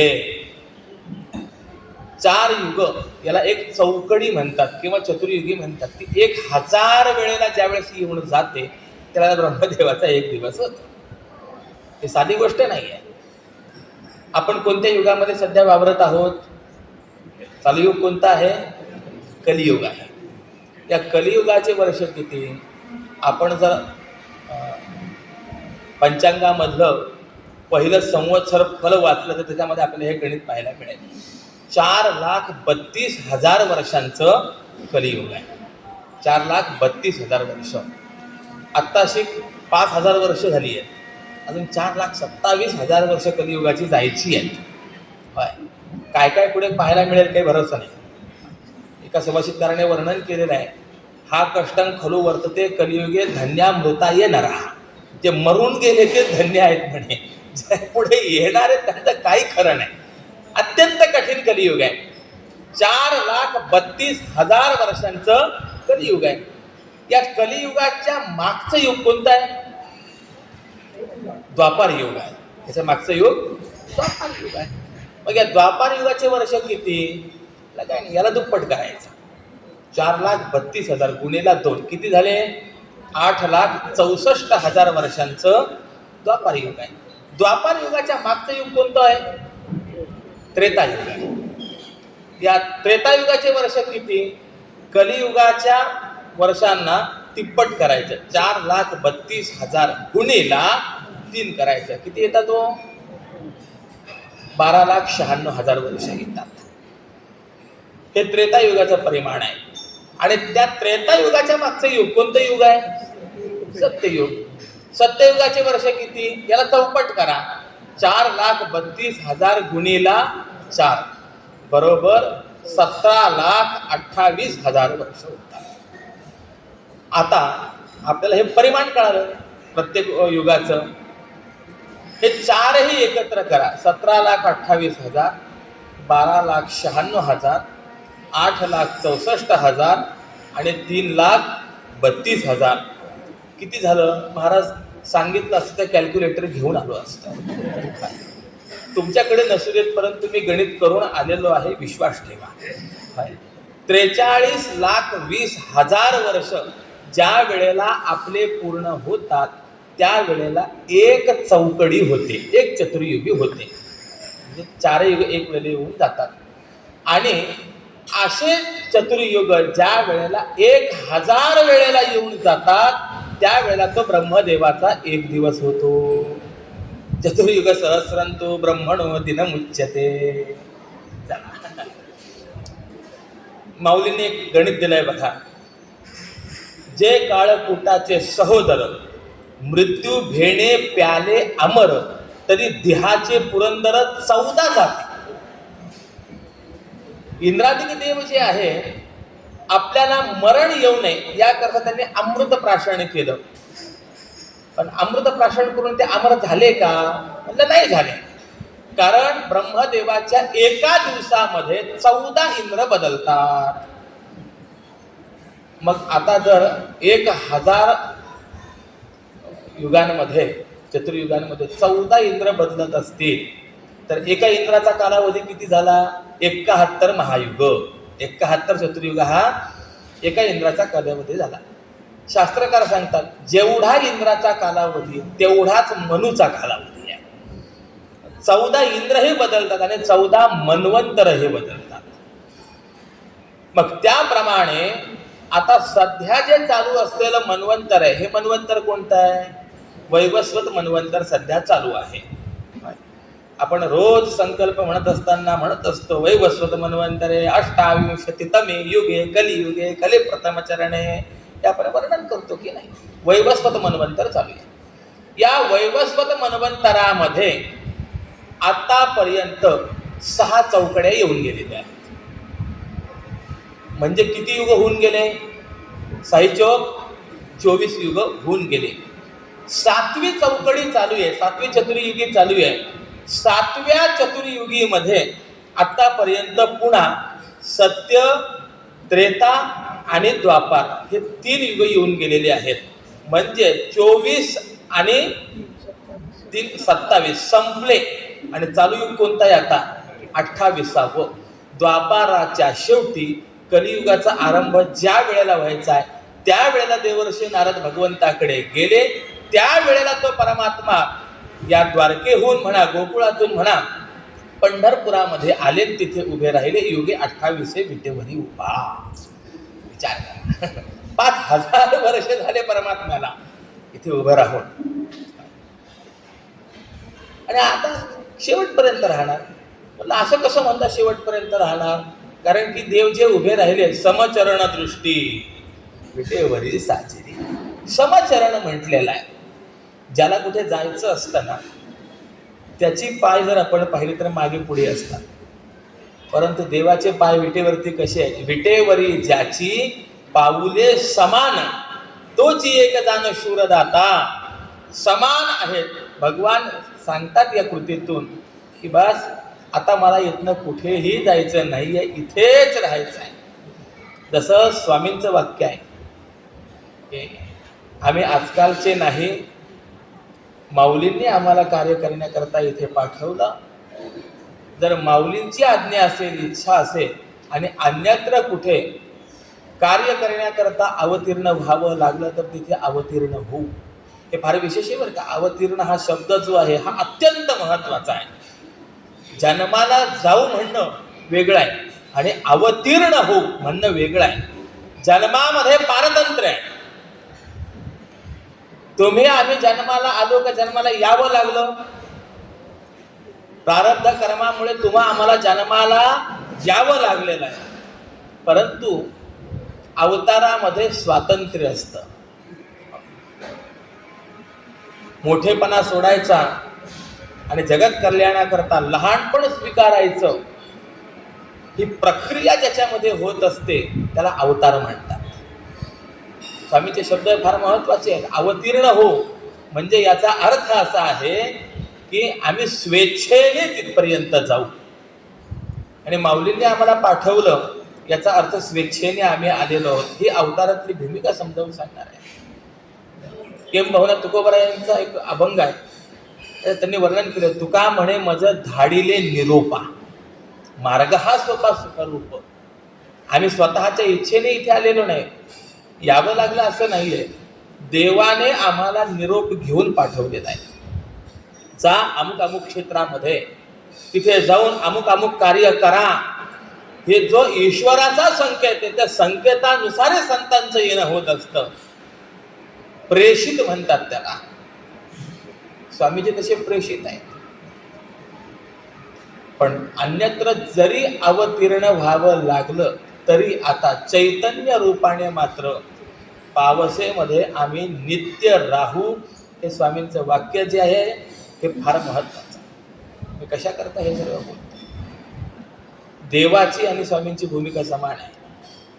भगवंताने दाखवून दिलंय की आता कुठे जायचं नाहीये, इथेच थांबायचंय. समचरण तशी स्वामींची या ठिकाणी भूमिका. हा देव या ठिकाणी उभा राहिला स्वकर्तव्य कर्म परिपालनाच्या फलस्वरूपामध्ये उभा राहिला आहे. आणि म्हणून स्वधर्मानुष्ठान ते अखंड यज्ञ याजन, जो करीत या बंधन काहीच न घडे. आपण कालपर्यंत एक पाहून आलो होतो. कर्म आपल्याला बंधन निर्माण करणार आहे, कर्म आपल्याला बांधणार आहे, मान्य आहे. परंतु आज मात्र माऊली आपल्याला सांगतायत की स्वधर्माचरण म्हणून जे कर्तव्य कर्म आहे ते जर माणसाने केलं, किंबहुना स्वतः करणं नाही तर करविण, ह्या दोन्ही गोष्टी आहेत. यज्ञ आणि याचन. यज्ञ म्हणजे स्वतः स्वधर्मानुष्ठान करणं, कर्तव्य कर्माचं परिपालन करणं, आणि याचन या शब्दाचा अर्थ आहे दुसऱ्याकडूनही ते कर्म करून घेणं. असं जो करणारा आहे, जो करीतया बंधन काहीच न घडे, त्याला कुठल्याही प्रकारचं बंधन प्राप्त होत नाही. तो कर्मबंधाने आकळला जात नाही. म्हणून सत्कर्म हे स्वतःही करावं आणि सत्कर्म हे इतरांकडनं करवूनही घ्यावं. संतांची भूमिका जर पाहिली तर हीच भूमिका आपल्याला पाहायला मिळते. किंबहुना असं जे वागणारे आहेत त्यांना आचार्य असं म्हटलं जातं. अलीकडे आचार्य पदाचा सर्रास अवमान चाललेला आहे. किमान मी असं म्हणेन, एक वेळेला अगदी भागवताचार्य, रामायणाचार्य इथपर्यंत आला तरी ठीक आहे. वस्तुतः त्याही पात्रतेचे नाहीच. कारण की भागवत कुणाला कळतं या संबंधामध्ये, त्या अजामिळाच्या आख्यानामध्ये यमर धर्माने स्वतः सांगितलेला आहे, जगामध्ये फक्त 12 जण आहेत ज्यांना भागवत यथावत रीतीने कळतं. 13वा अजून जन्माला आलेला नाही. स्वयंभो नारदः शंभुः कुमारः कपिलो मनुः प्रल्हादो जनको भीष्मो बलिर्वय्या सकीर्वयम् द्वादशैते विजानीमो धर्मम भागवतम भटाः. स्वतः यमाचं वाक्य आहे. 12 जण फक्त भागवत जाणणारे आहेत. म्हणलं बाकीचे जे प्रवचन करतात ते काही नाही, फक्त शब्द घेतात आणि शब्दाची कुठेतरी संगती लावण्याचा प्रयत्न करतात. आणि आज स्थिती अशी आहे, ज्याची संगती तर्कदृष्टीने जरा जास्त जवळची वाटते, लोक त्याला विद्वान समजतात. बाकी वास्तविक पाहता शब्दाच्या व्यतिरिक्त बाकी काहीही आपल्याला करता येत नाही. 12 जण जे आहेत ते भागवत जाणणारे, ते खरे भागवताचार्य आहे. पण मी असं म्हणेन, कदाचित ज्याने काही टीका ग्रंथांचा अभ्यास केलाय, काही आयुष्यामध्ये साधना केली, त्याच्याकरता भागवताचार्य म्हणतात तरी हरकत नाही. पण अलीकडे विनोदाचार्य, कुठून पदवी मिळते काही माहिती नाही. आचार्य पदाचा हा अवमान आहे. आचार्य कुणाला म्हणायचंय? आचिनोतीच शास्त्रार्थम आचार्य स्थापयत्यपि स्वयमप्याचरेद्यस्तु आचार्यस्य प्रकीर्तितः. ही आचार्य शब्दाची व्याख्या आहे. सगळा शास्त्रार्थ आपल्या हृदयामध्ये त्यांनी साठवावा, अर्थात सर्व शास्त्रांचं चिंतन करावं. एक, फक्त अभ्यास करावा असं नाही, अभ्यास करून त्याप्रमाणे स्वतः आचरण करावं. 2, आणि जे आपण आचरण करत आहोत ते इतरांकडनंही आचरण करवून घ्यावं. 3, अशा 3 गोष्टी ज्याच्या जीवनामध्ये आहेत त्यालाच आचार्य असं म्हणायचं. आणि जी संत मांदियाळी आहे, ही संत मांदियाळी खरी या आचार्य पदाला पात्र शोभणारी अशी मंडळी आपल्याला पाहायला मिळतात. संतांनी स्वतःही जीवनामध्ये सत्कर्माचं आचरण केलं, भगवंताची भक्ती केली आणि इतरांकडनं सुद्धा भक्ती करवून घेतली. म्हणून यज्ञ आणि याजन हे दोन्ही शब्द ज्ञानोबरायांनी वापरलेले आहेत. स्वतःही सत्कर्म करावं आणि इतरांकडनं सुद्धा सत्कर्म करवून घ्यावं. असं जो करणारा आहे तया बंधन काहीच न घडे, तो कोणत्याही कर्मबंधाने आकळला जात नाही. त्याला ते कर्म दुःखद होत नसतात. आणि असं असल्यामुळे सत्कर्म आपण करावं, करवून घ्यावं, हा खरा असलेला कर्मयोग आहे. इथे शब्द वापरलेला आहे यज्ञ. मग आता प्रश्न निर्माण होतो की का आम्ही अग्निकुंड पेटवून त्यामध्ये हवन वगैरे करायचं, दुसऱ्याकडनं हवन करवून घ्यायचं, तर आम्ही कर्मबंधातून मुक्त होऊ, असा त्याचा अर्थ करायचा का? कर्मयोगामध्ये याचं चिंतन करायचं का? तर माऊली सांगतात की नाही, तसं नाही आहे बाबा. हा यज्ञ कोणता आहे? तर स्वधर्माचरण हाच असलेला खरा यज्ञ आहे. म्हणून यज्ञ शब्दाची व्याख्या आचार्यांनी करताना वेगळ्या प्रकारे केलेली आहे. आचार्य म्हणतात की दानम पूजा संगती करणेषु यज्ञ. यज्ञ शब्दाचा अर्थ आहे दान करणे, त्यानंतर श्रेष्ठांचं पूजन करणे आणि सत्पुरुषांची संगती करणे, हा खरा असलेला यज्ञ आहे. हा स्वधर्मरूप यज्ञ आपण स्वतः करावा, इतरांकडनं करवून घ्यावा. एम बहुना, याचं अगदी आपल्या डोळ्यासमोरचं उदाहरण म्हणजे वैकुंठवासी ब्रह्मीभूत गुरुवर्य परमश्रद्धेय श्री अण्णा स्वतः देखील आयुष्यभर हा यज्ञ केला आणि आपणा सर्वांना स्वामींच्या चरणी इथे आणून आपल्याकडनंही त्यांनी हे कार्य करून घेतलं. हे यज्ञ आणि याजन आहे आणि त्याचा परिणाम आहे तया बंधन काहीच न घडे. कर्मयोगाची भूमिका खूप गोड रीतीने भगवंतांनी समजावून सांगितलेली आहे. एकंदरीत लक्षात घेण्यासारखी महत्त्वाची बाब सारभूताने रूपाने आपल्याला लक्षात घेता येईल.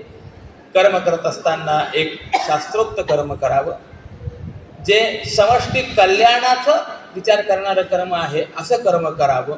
एक, त्यानंतर कर्म करत असताना कुठल्याही प्रकारचा कर्तृत्वाभिमान आपल्या ठिकाणी राहणार नाही याची काळजी घ्यावी. कर्म करत असताना हेतू असावा, परंतु तो हेतू सांसारिक विषयोपभोगाची प्राप्ती हा नसताना ईश्वर प्राप्ती असावा. त्या ईश्वर प्राप्त्यर्थ, ज्ञान प्राप्त्यर्थ आपल्याला अंतःकरणाची शुद्धी प्राप्त व्हावी हा हेतू असला पाहिजे. आणि सर्व कर्म करत असताना ईश्वरार्पण बुद्धीने कर्म केलं पाहिजे. या रीतीने जर आपण आयुष्यभर कर्म करत गेलो तर तो कर्मयोग ठरणार आहे आणि हा कर्मयोग श्रेष्ठ अशा पद्धतीचा कर्मयोग परंपरेने आपल्याला भगवंतापर्यंत नेणार आहे. मोक्ष हा ज्ञानाने प्राप्त होतो, अगदी निर्विवाद सत्य आहे, मान्य आहे. मग कदाचित कोणी म्हणेल ज्ञान जर मिळवायचं असेल तर अभ्यास करावा लागेल. कर्म करून आम्हाला ज्ञान कसं होईल? थोडा विचार करा. जप करणं हे सुद्धा एक कर्मच आहे की नाही? वाचिक कर्मच आहे की नाही? काय आहे विष्णू सहस्रनामामध्ये असं आलंय बघा, की जपन मुच्यते जंतुर जन्म संसार बंधना. हा प्रश्न आहे. कोणता जप करत असताना मनुष्य जन्म संसार बंधनातून मुक्त होतो? जगद्गुरु शंकराचार्यांनी यावरती भाष्य केलेलं आहे. आचार्य म्हणतात जप हे कर्म आहे. मग ते कर्म वाचिक म्हणा किंवा मानसिक म्हणा, दोन्ही प्रकाराने आहे. जप दोन्ही प्रकाराने होतो. वाचिक जपही होतो आणि मानसिक जपही होतो. जपाचे प्रकार आहेत. मोठ्याने जप करणे याला म्हणायचं वाचिक जप. त्यानंतर आपल्यालाच ऐकू येईल इतक्याच आवाजामध्ये जप करणे त्याला म्हणतात उपांशु जप.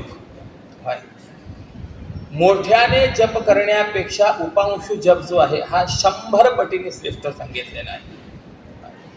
म्हणून बऱ्याच वेळेला बघा, बरेच माणसं अशी असतात की पुटपुटतात त्यांचे त्यांनाच माहिती असतात. असा जो उपांशु जप करणं आहे हा 100 पटीने श्रेष्ठ आहे. आणि त्याच्या पलीकडे सांगितलेला आहे मानसिक जप. मानसिक जप म्हणजे काय? तो जप करत असताना ओठ, जीभ यांची हालचाल होऊ द्यायची नाही.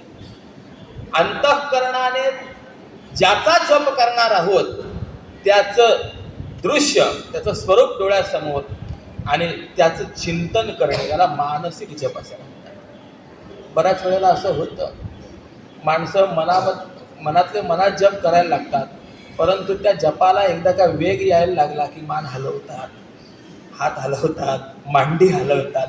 असं नाही. तिथे जीभ, डोकं हे सुद्धा हलवायचे नाही, ओठ सुद्धा हलवायचे नाही. त्याला मानसिक जप असं म्हणायचं आहे. हा 1000 पटीने श्रेष्ठ सांगितलेला आहे. चला, पण काहीतरी केलं तरी सुद्धा हे कर्मच आहे की नाही?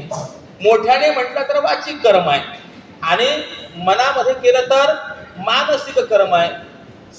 आचार्यांनी प्रश्न उपस्थित केला आहे की अरे बाबा, जप करून मोक्षाचा विचार करतायत आणि जप जर कर्म असेल तर कर्माने कधीही मोक्ष प्राप्त होऊ शकत नाही.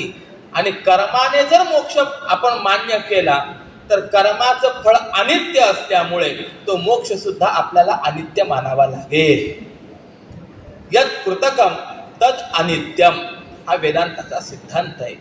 जे जे निर्माण झालेलं आहे, जे जे केलेलं आहे ते सगळं नष्ट होणार आहे. तुका म्हणे त्याचे कळले आम्हा वर्म, जे जे कर्म धर्म नाशिवंत. कर्माने आणि धर्माने जे जे होणार आहे ते सगळं नाशवान आहे. आणि मग असं जर असेल तर वाचिक किंवा मानसिक कर्माने जपाने मिळवलेला जो मोक्ष आहे तो सुद्धा अनित्य होईल.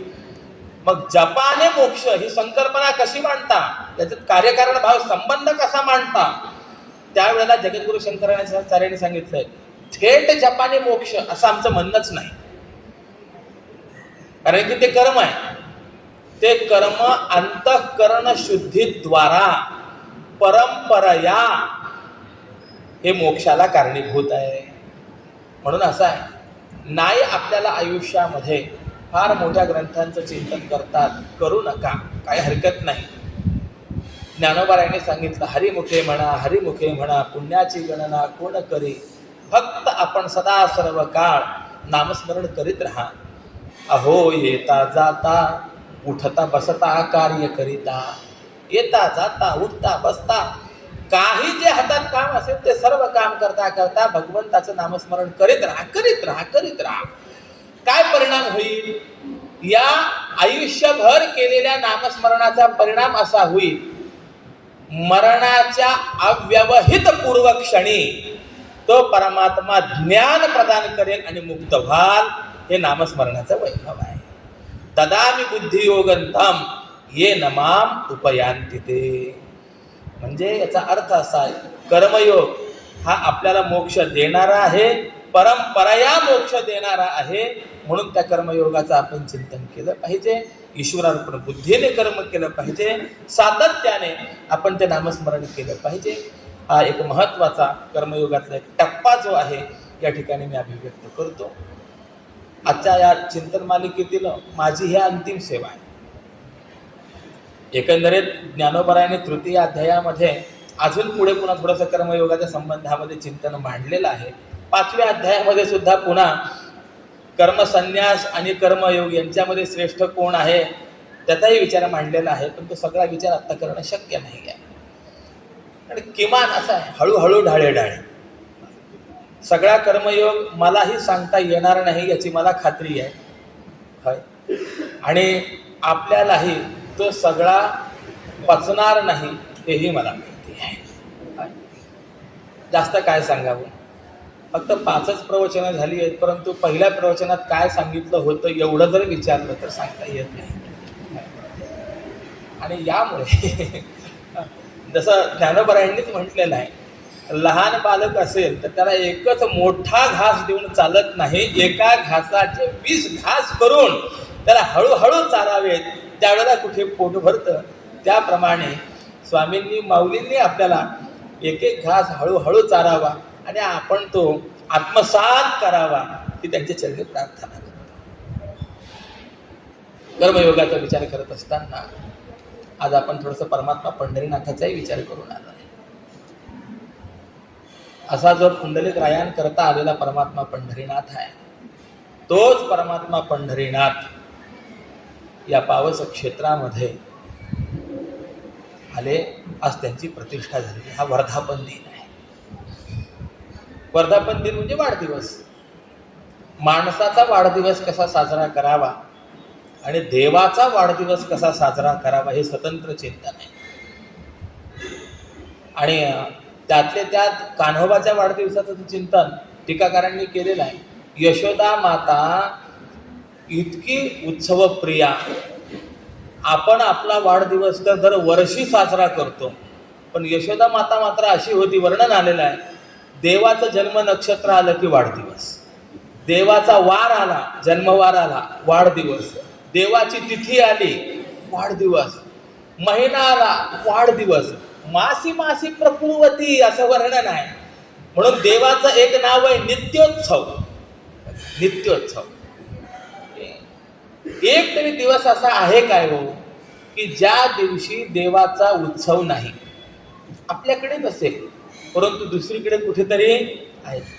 रोज देवाचा उत्सव आहे, म्हणून देवाचं नाव आहे नित्योत्सव, वाढदिवस. आणि तसं मला या स्थानाचंही वैभव वाटतं. याही स्थानी स्वामींच्या चरणी नित्योत्सव आहे. मी सहज काल प्रश्न विचारला, आता यानंतर म्हटलं उत्सव केव्हा? मला सांगणाऱ्याने सांगितलं सारखं चालूच आहे. त्यांनी सांगितलं हे झालं की दुसरं आहे की आता मुंबईकर येणार आहेत, त्यांचं पारायण आहे, मध्ये सिद्धचरित्राचं काहीतरी पारायण आहे. ते असं सारखं चालूच आहे, नित्योत्सव आहे महाराज. आणि असं असताना सुद्धा माणसाचा वाढदिवस आणि देवाचा वाढदिवस थोडंसं फक्त मी सांगणार आहे.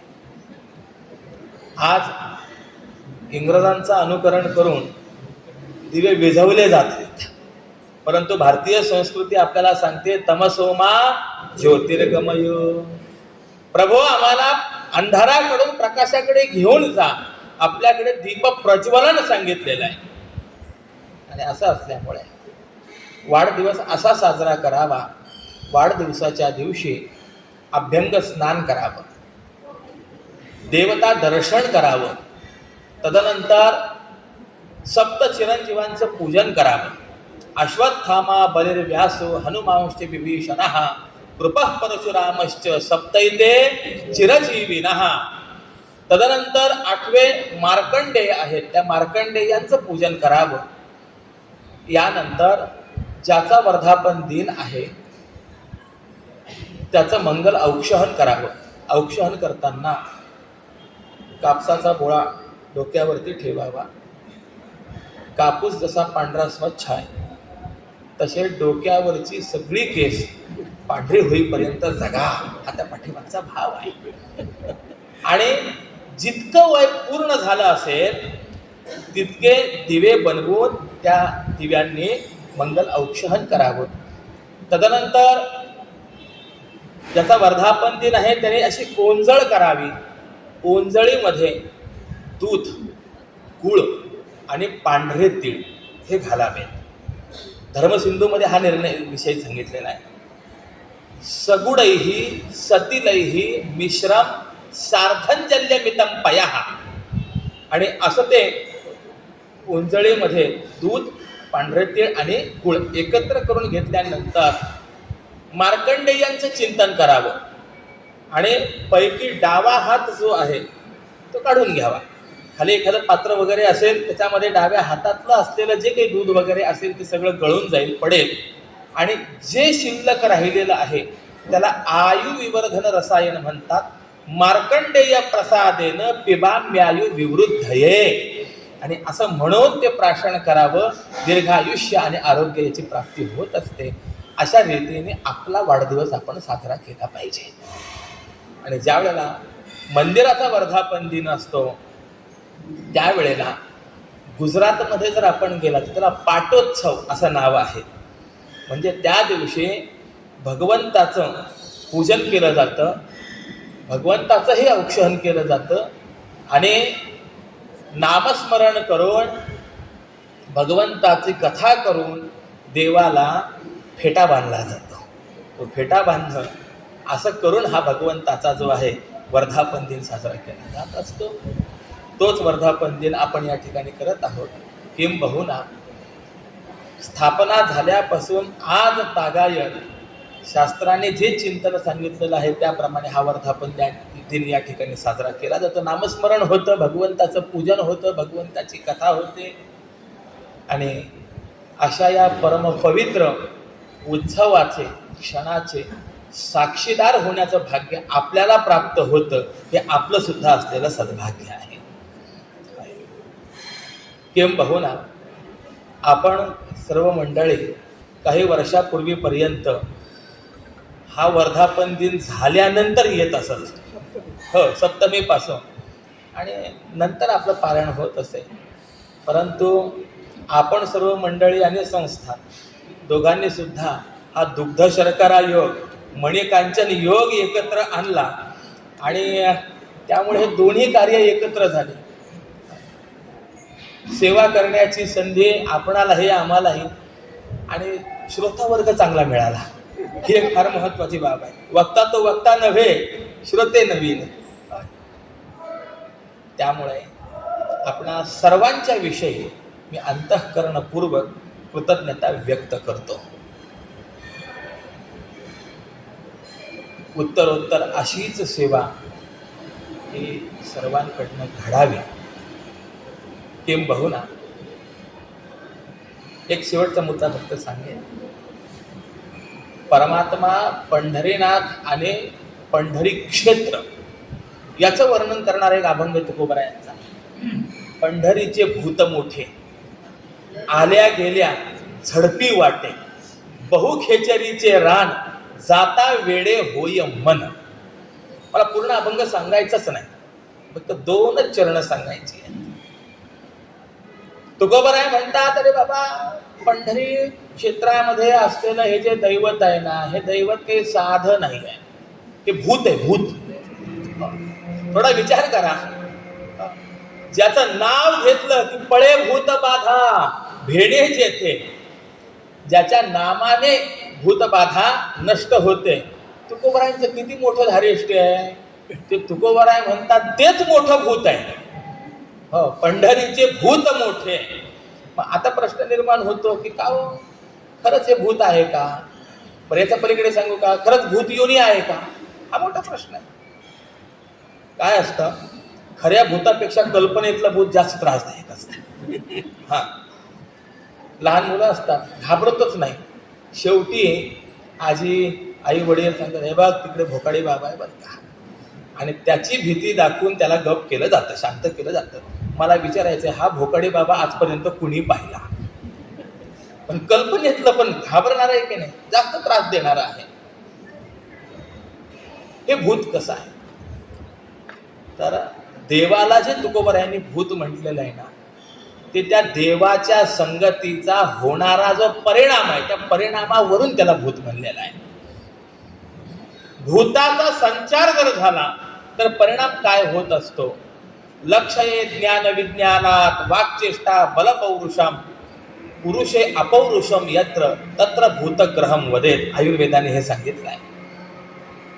एखाद्याच्या जीवनामध्ये जर सामान्य पुरुषापेक्षा विलक्षण ज्ञान, विलक्षण विज्ञान, विलक्षण कृती, विलक्षण पुरुषार्थ, विलक्षण वाणी, विलक्षण बळ हे जर पाहायला मिळालं तर समजावं त्याला भूतसंचार झालेला आहे.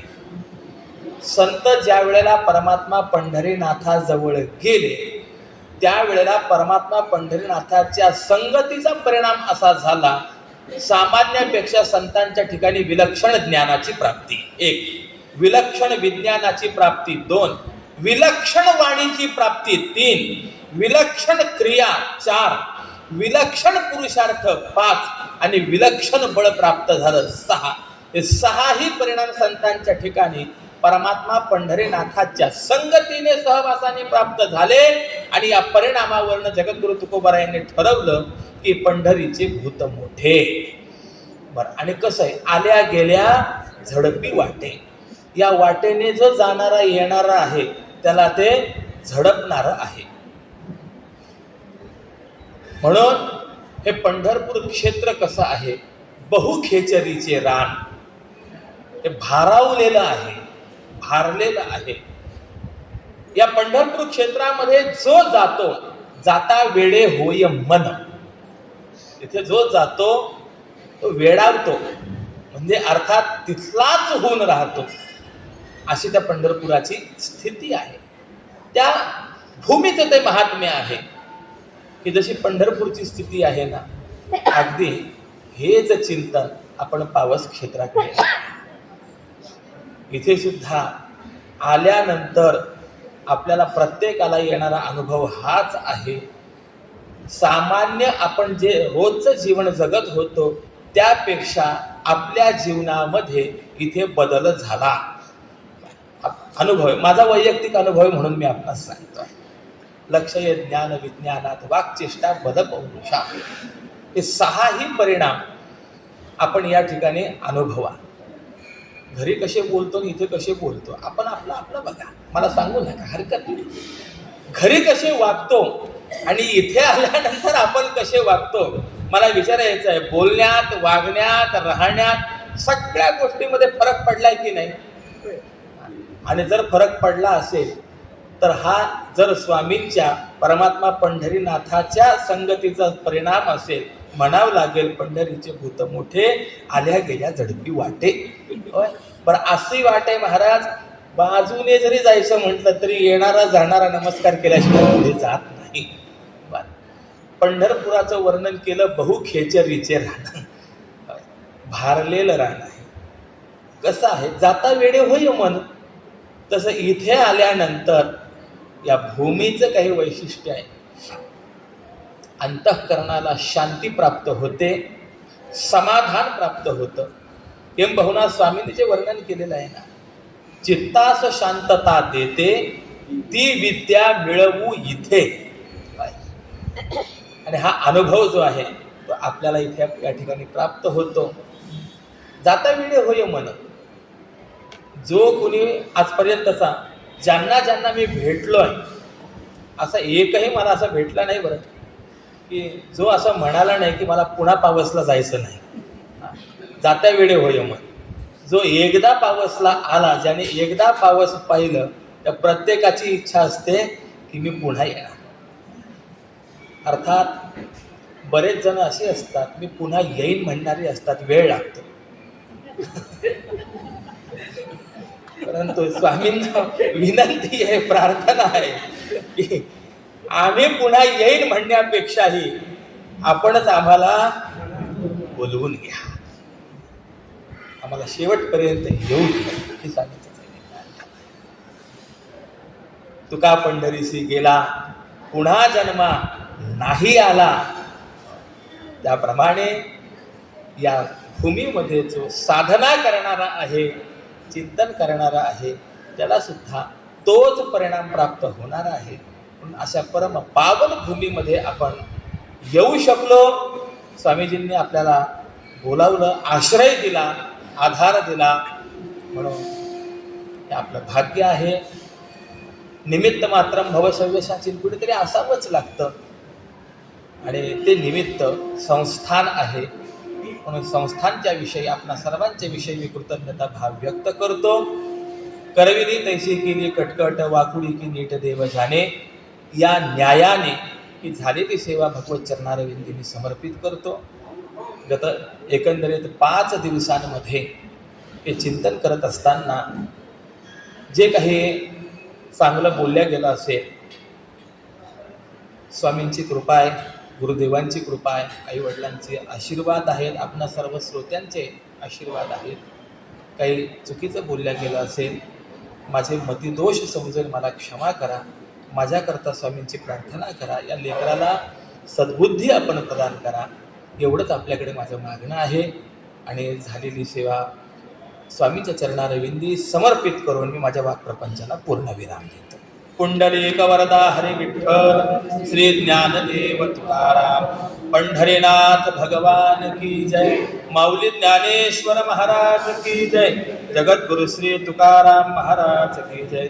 श्रीमद सच्चिदानंद सद्गुरु श्री स्वामी स्वरूपानंद महाराज की जय.